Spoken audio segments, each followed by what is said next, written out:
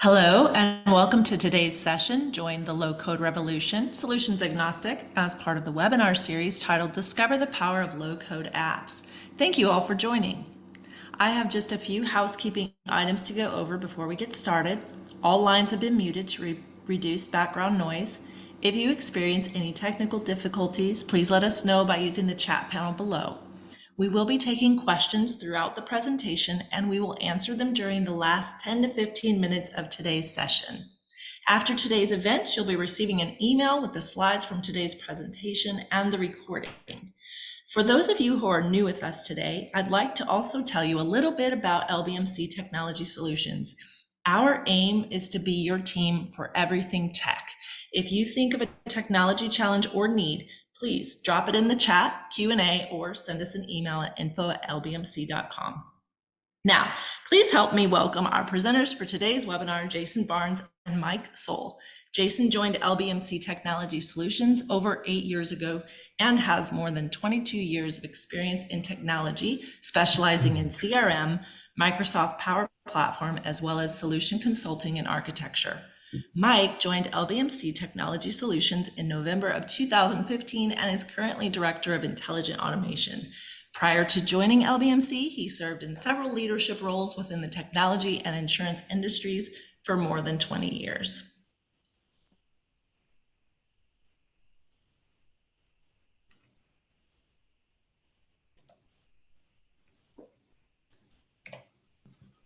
All right. Well, thank you, Lisa. Again, we truly appreciate everyone taking the time to join us today.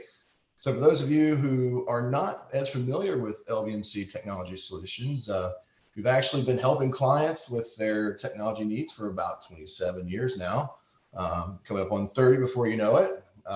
We are a full service, fully integrated IT solution provider. We pretty much can help with all things tech, as Lisa just said. We have around 120 or so employees. We provide services and support as a managed IT service provider. We can implement several ERP and accounting systems. Personally, my team, we can help you with anything regarding CRM, whether it's implementation or support. And in Mike's team, they work in the business automation side, and they do a lot of great work with ECM.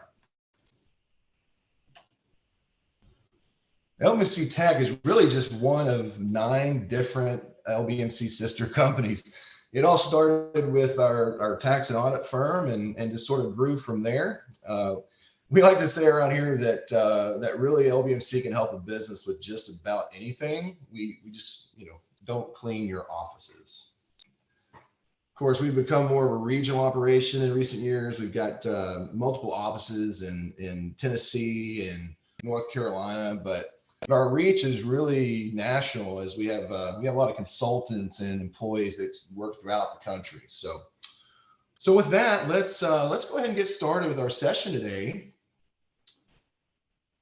We certainly hope that the session will provide you with a few good takeaways that will help you better understand low-code platforms. That this new technology, it really can help you overcome lots of business challenges that some of you may be dealing with today. So our learning objectives are, of course, to help you understand what really is a low-code platform, to learn a bit about the differences between low-code development and traditional development, which you might be familiar with. And of course, the main takeaway is to give you 5 sort of key benefits to using a low-code platform. We'll talk about that a bit. And then Mike's going to come in and he's going to talk also about selecting the right low-code platform for your needs. And then, of course, we want to make sure we leave room for questions and answers. So this, as Lisa said, this is sort of a first in a series of several events that they're really going to be meant to help everyone become more familiar with the with the capabilities and benefits of these new low-code platforms. So to start, let's conduct a quick poll and just kind of find out what everyone knows about low-code so far.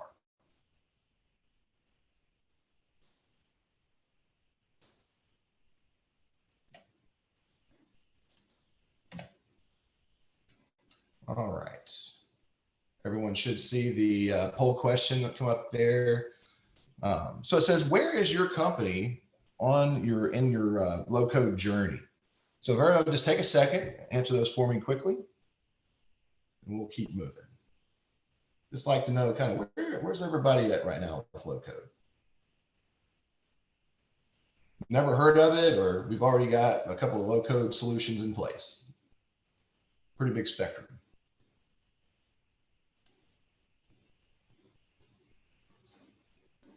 All right, another 30 seconds.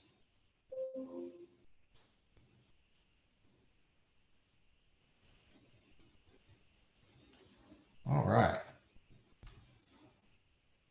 So let's keep moving along. So before we really dive into talking about low code platforms, one helpful sort of methodology that I always like to remind clients about, it's called the golden triangle in our industry. Sometimes you'll hear it called the PPT framework. So I want everybody to think of that PPT framework is almost like a business philosophy, methodology. It really is very important for a business to kind of continually check in on this, what they call the PPT balance, right? In most cases, like a quarterly or annual basis is enough. But what happens is we often find clients really haven't paid much attention to this, and it can cost a business a lot of time and money. And I mean, that's obviously something that most businesses don't have much to spare, right? So I'll give you a quick example. We have a client who was hiring a lot of new people, seemingly because their business was doing really well. They were adding a lot of new customers. They were setting records. And, I had a little chat with their operations manager. And when I was talking with him, he said the reason they needed to hire is because they really couldn't keep up with their onboarding process. So they're having trouble making sure they onboarded new customers in the way that they felt was provided the best customer experience, right? And so but after we got to talking about that process, honestly it was really clear. The reason they needed more people is because they had sort of neglected the effort to really implement new technology to help support that onboarding process, right?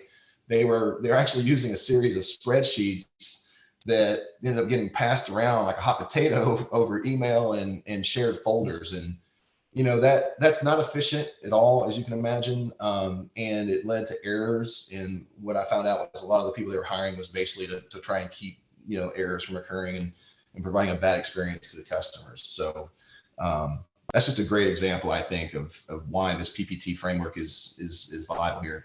So the message is that if any one side of the triangle is weaker than the other, the triangle collapses, and the business can suffer. So at LBMC, we try to focus and we do our best really to understand each client's processes. We're like process engineers almost. And obviously we get to know their people, and that allows us to recommend the right technology. So and again, Mike's going to talk a little bit too about selecting the right platform, selecting the right technology a little bit later in the session. So let's take one more poll here. So Lisa can help me with that.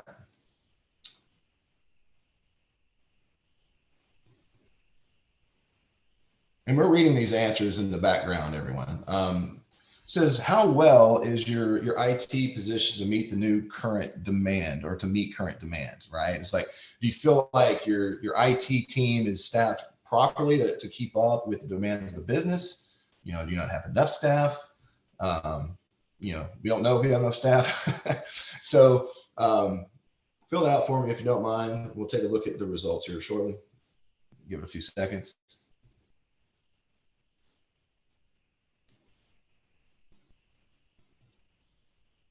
About 5 more seconds.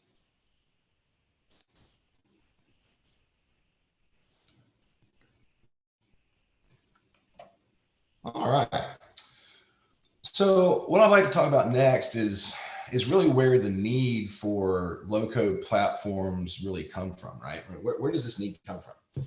So historically, the challenge is traditional software development can be, pretty time-consuming, and it can also kind of expensive. So more, recently what's happening is that IT managers are actually, they're sort of struggling to keep up with those demands that the business puts on them, right? It's getting more and more difficult too for you to find, developers, to find enough that they can get through the backlog of these business requests. And we've all kind of been through that recently with COVID, how as they say, the great resignation, it's just getting harder and harder to find the right people. It'd be really aggressive. So, and because they can't, these IT teams can't catch up, the more strategic plans get delayed and sort of put off, right? And that's never good for any business. So it's become quite the problem. The IT staff basically and their developers, they spend more time keeping the older legacy systems running instead of really getting to focus on replacing those older systems and developing new applications, which would provide more value and more benefit to the business. So I think these statistics are telling. Gartner does a good job of honing in on these. So with traditional software, for those of you who aren't familiar with traditional software development, it's a team effort, right? It typically requires not just one, but in many cases like a team of developers, business analysts, architects, and they're all going to play a role in the development cycle, right? And really, depending on the complexity, it could possibly take years to produce, a working application. It can take a while. So, it's easy to see why a more efficient way to develop, new business applications is needed. Why don't we take one more quick poll question before we dive into our definitions?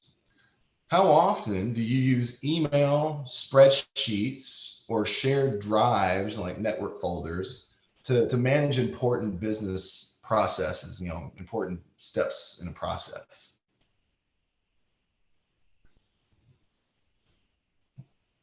We'll wait another 10 seconds or so and keep moving.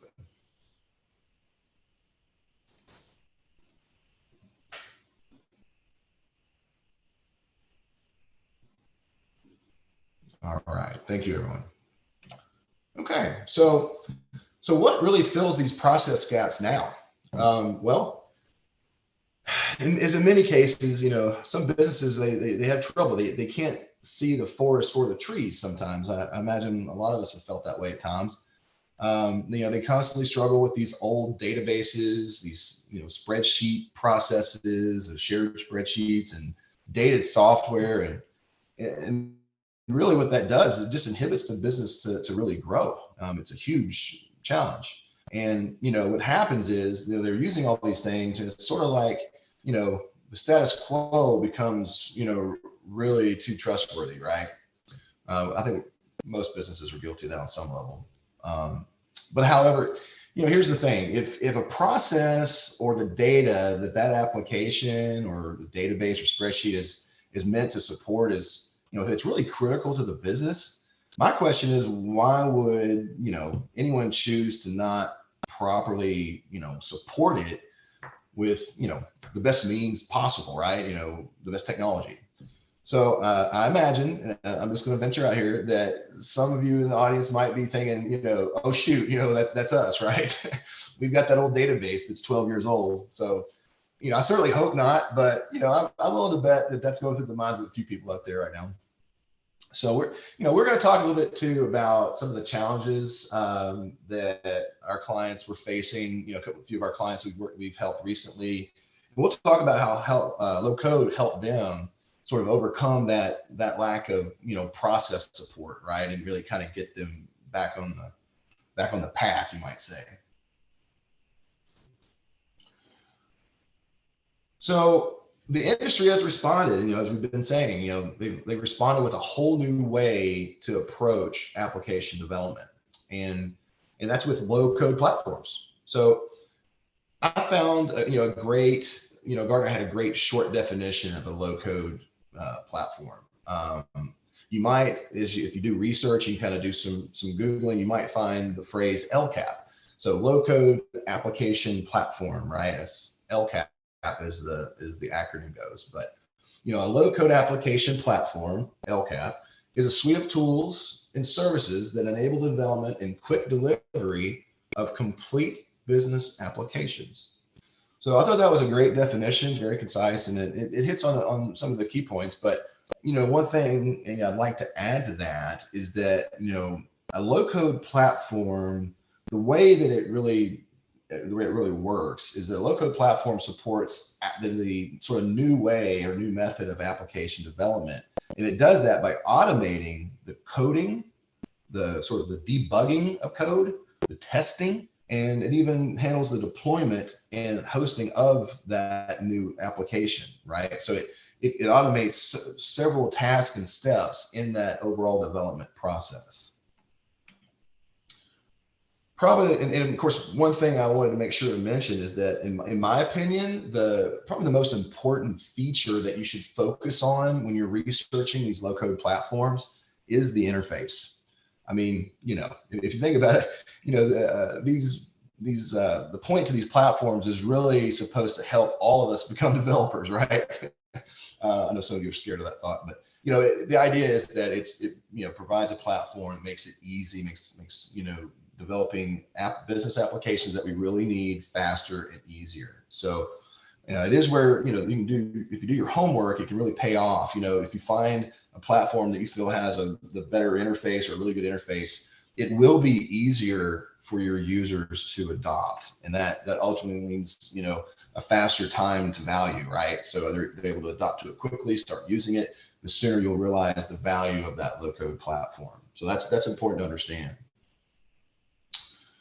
So the idea here is that by implementing a low-code platform, a business can then sort of enable or empower one or two people to create, maybe in a matter of days or weeks, what used to take months or maybe more, right? So it's obviously much faster. So low-code platforms, the idea is that they help streamline those steps and tasks that were always needed with traditional software development. So and I'm talking about tasks like the testing, the code debugging, the deployments, all of that is very time consuming. So what I'd also like to do, in addition to sort of defining low-code platforms for you, I'd also like to compare them to some of these other methods of application development, because I think it's important for everybody to kind of understand where it's positioned in all these different options that are out there. All right, so let's talk a bit about low code and no code. So I will say that as you do your own research, you might find that these are interchangeable. You might see comments and things in topics where it says low code, no code platforms, and that's fine. It is possible to sort of group the two together, but I felt like there is a distinct difference between those, and I just want to make sure that you understood sort of the factors there.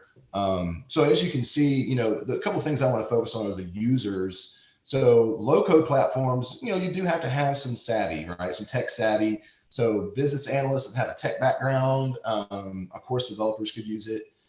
But in comparison to no code platforms, they're just that, they're no code. So they're built in such a way that business users, your just everyday, business users could train and learn how to adopt those, fairly quickly, because they don't require any coding experience, right? So that's certainly an advantage to the no code. However, the customization aspect of it, a low code platform provides more customization capability. So it's a bit of a trade-off, right? If I'm using a low code platform, a little more customization and flexibility. No code, I don't have to have a developer, but my customization options may be a little bit limited sometimes. So the idea is that the use here is, more complex apps, more sort of robust apps. They're doing many things. You're going to want to look at a low-code platform. Whereas if I just need sort of a simple, app that's just mainly a database collecting data, maybe performing a couple of functions, a no-code platform would likely be able to handle that. And as I said earlier, some platforms sort of draw the line between low code and no code.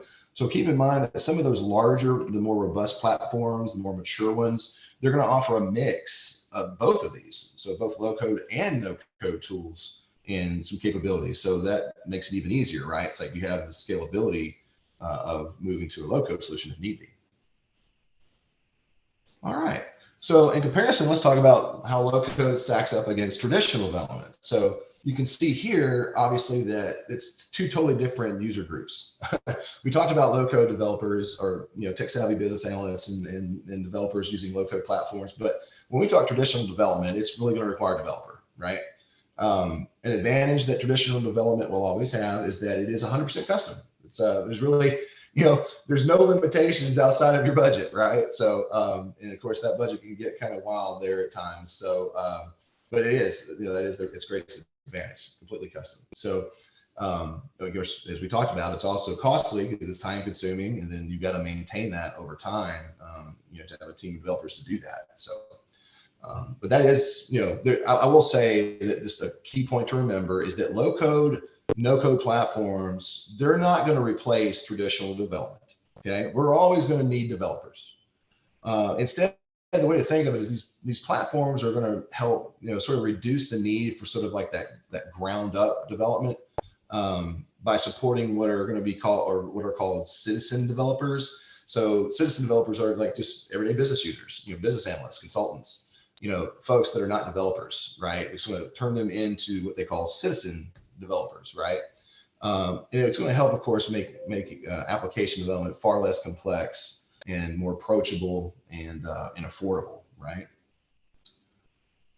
So still, having said that, today most software is still written manually by developers, but as I said earlier, the demand for new business applications is growing quickly, and there's really just not enough developers to go around. So the need to develop apps faster with lower maintenance costs that will help sort of lessen the burden on IT. These are the big concerns for IT managers right now, right? And of course, as a result, we're seeing more and more of those businesses leveraging low code. So we have several clients that have been investing heavily in low code and replacing, those old legacy systems and databases and spreadsheets. They're just tackling them one by one, knocking them out. So,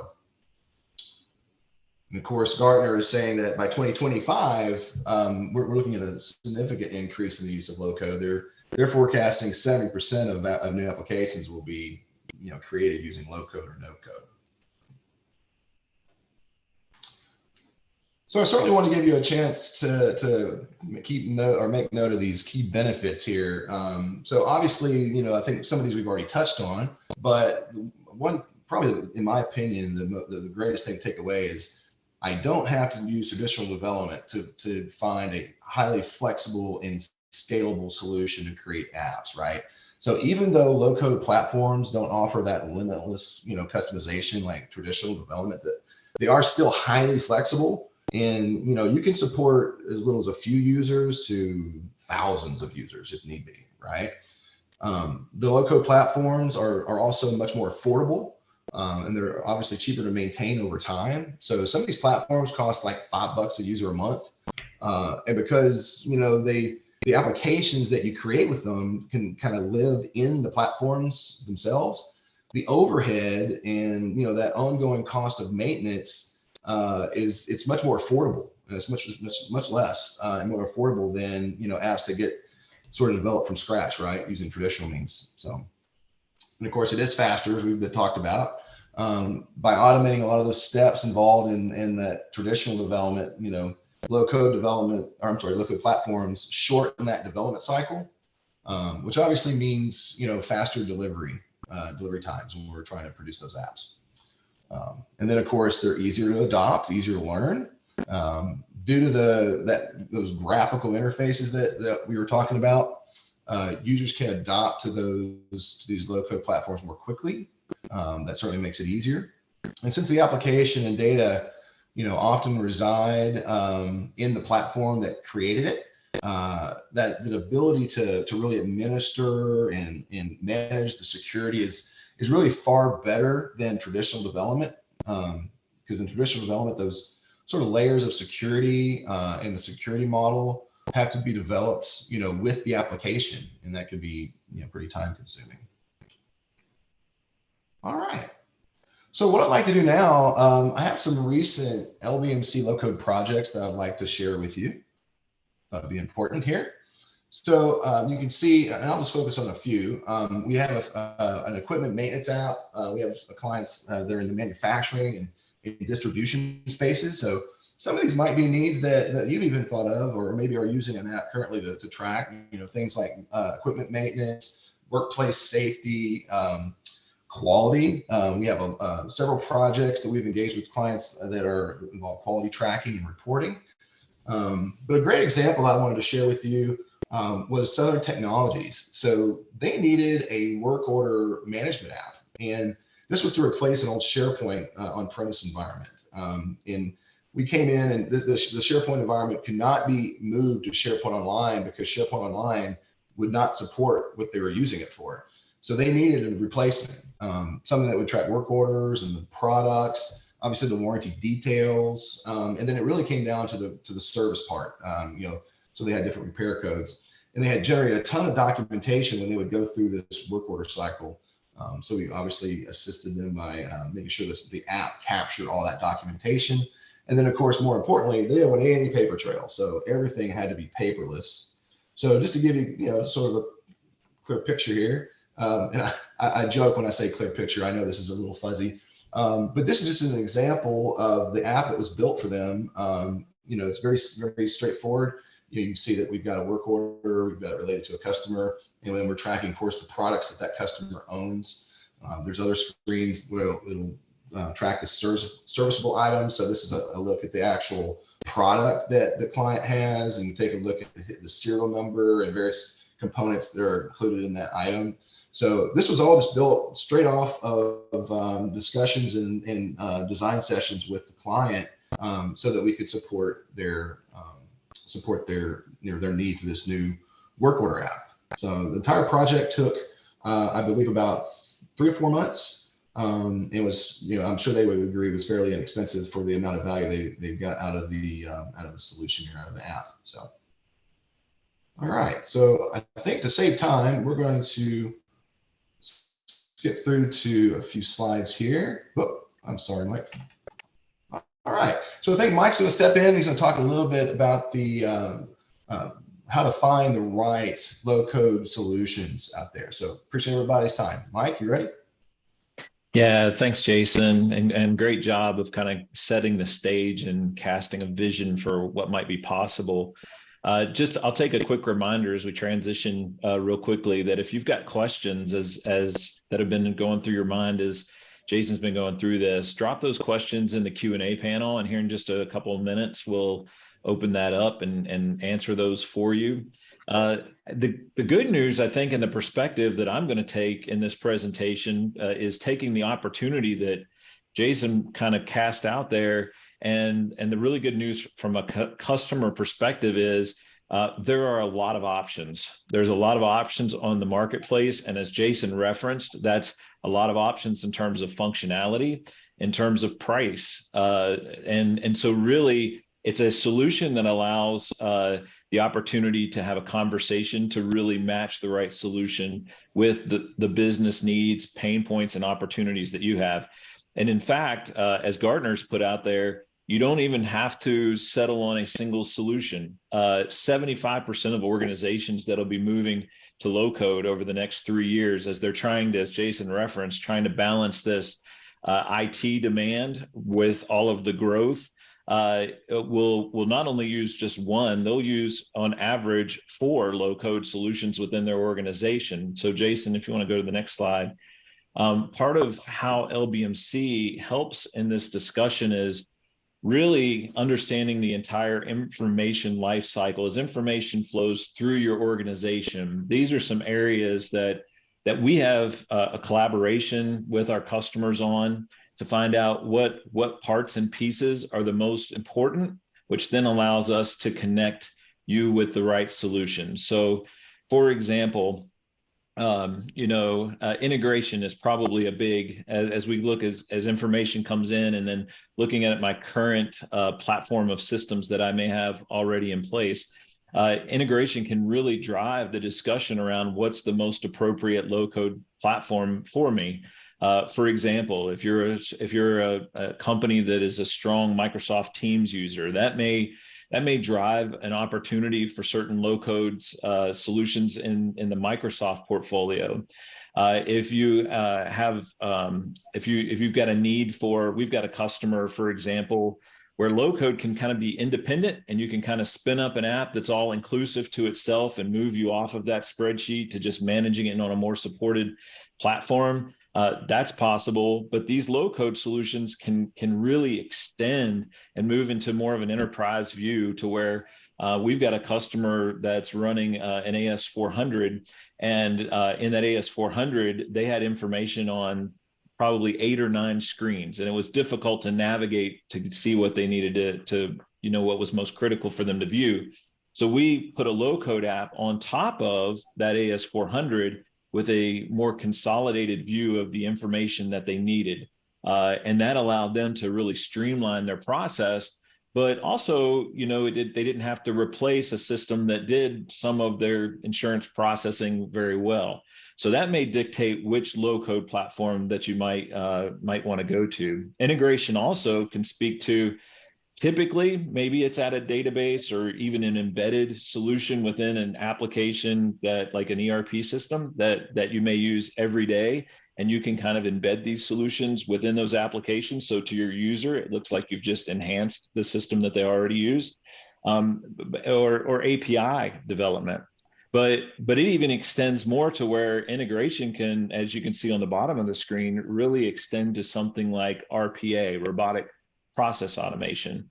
And so we've got another customer example to where they needed to process information off of a state website. The state website was not overly well funded, but it had critical information that they needed to intake into their organization. But there was no way to download the information, or there was no way to have an API interface. So someone that was every day, their job consumed the entire day of going out to this website, finding information that was present on the website, downloading that into a PDF, embedding information that was on the website into the PDF for their internal processes, and then importing it into the systems that they were using to actually process the business.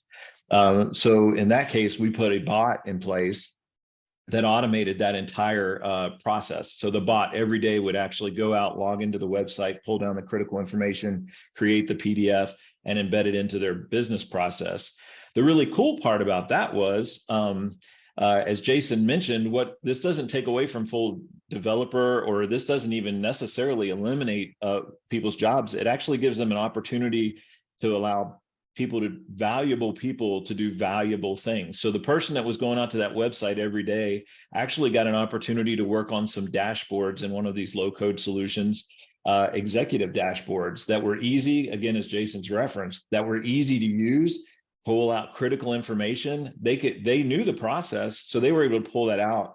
And now not only help the executives, but that person, when you speak to them now, as they said, they not only changed their job, it changed their life. They enjoy their job more often. So that's what some of these platforms can allow valuable users with business knowledge and insight to take advantage of.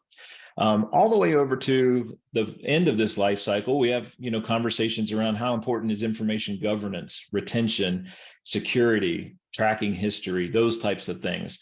But this is the model that we use throughout the process to have those conversations, to then connect you with the right solutions that are out there in the market today. Jason, if you want to go to the next one. So what does that process really look like? So it's really kind of, I bucketize it into 3 steps. One is what I call engage and discover. And so that's twofold. There's two perspectives to this first step. One is it starts with a conversation. It starts with a discussion with your business needs, combined with some experience that LBMC can bring to the conversation around what other folks that are maybe in your industry or similar type companies have done along these lines. That allows ideas to start to spark and start to say, what are the possibilities?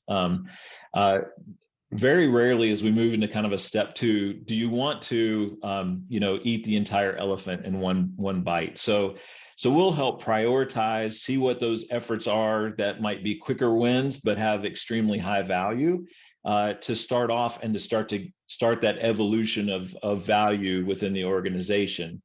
But it doesn't just stop at that POC. With these low-code platforms, it really enables you, and the way the licensing works on these types of things is you can, with that same user license, you can expand into additional business processes without necessarily, additional software expense. So that allows you to compound the ROI within your business. So we'll have a conversation and generally help you as a business not only have success with a first engagement, but also help develop a long-term strategic plan. So really it's a conversation engagement throughout all three phases. We typically will offer up multiple solutions in many cases and say, it's your choice. And we have experience in implementing a number of solutions.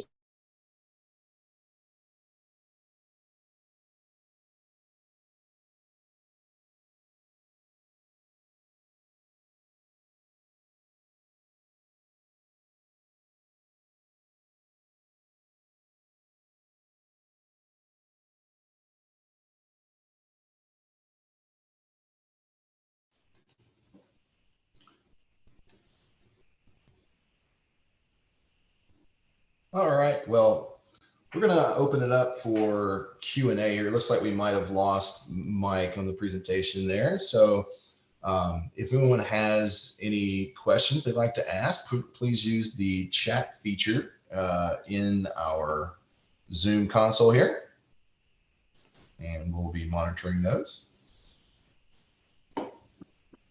Thanks, Jason. Thanks, Mike. As Jason just stated, we may not get to all of the Q&A questions today, so if you have any that we don't get around to, please feel free to reach out to us at info@lbmctech.com. We do have a question here, Jason and Mike, if we can still have audio for Mike.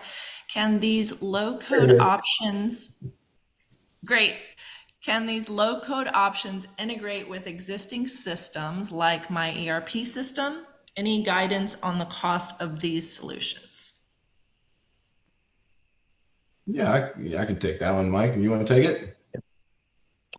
The answer is yes, absolutely. And I think that's where that discussion would start. And I think the real value of that piece of that conversation is if you can embed and just make these kind of tool set of capabilities available within systems that users are already using, then there's significant value because the learning curve is dramatically shortened. And we could have more detailed conversations around which specific ERP, but we certainly do that on a regular basis. Thank you, Mike. We have another question. The question is, can I get a demo or do you have some recordings available? I can take that one. So yes, we do have the ability to demonstrate the low-code solutions that we have out there. We can, with their permission, we can even maybe show some recent examples of work we've done with other clients.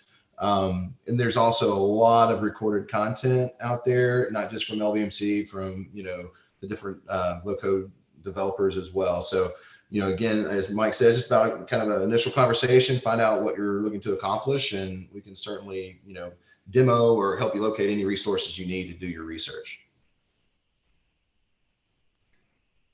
Great, thanks, Jason. There's one more question here.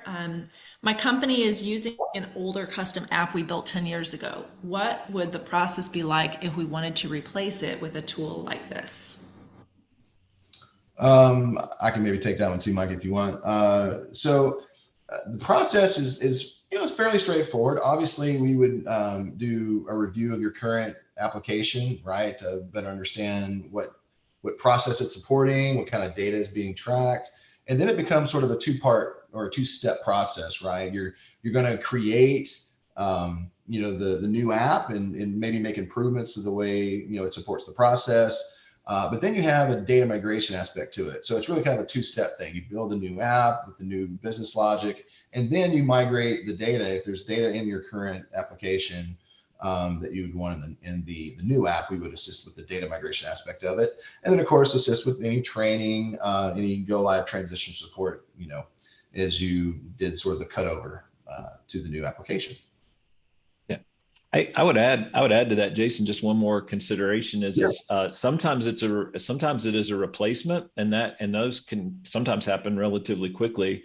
But in that example that I shared earlier, sometimes you can layer these low-code application solutions on top of existing assets that you have and investments that you've made. And it may just be a matter of you want to collect additional data that system is not able to collect. Or maybe some enhanced processes. And so really it may be maybe not even a replace a type of scenario, but we can help evaluate.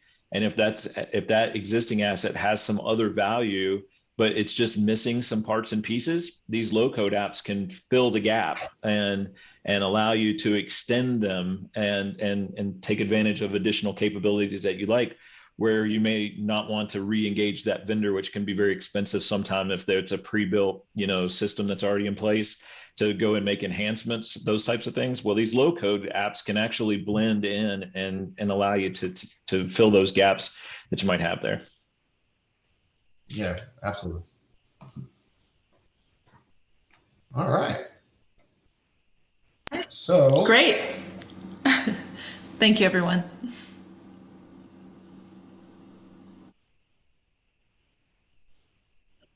So just a reminder, we have our upcoming webinar series. We've got a couple of more events in this series on low-code platforms. So coming up on August 9th, we'll be talking more about the Power Platform.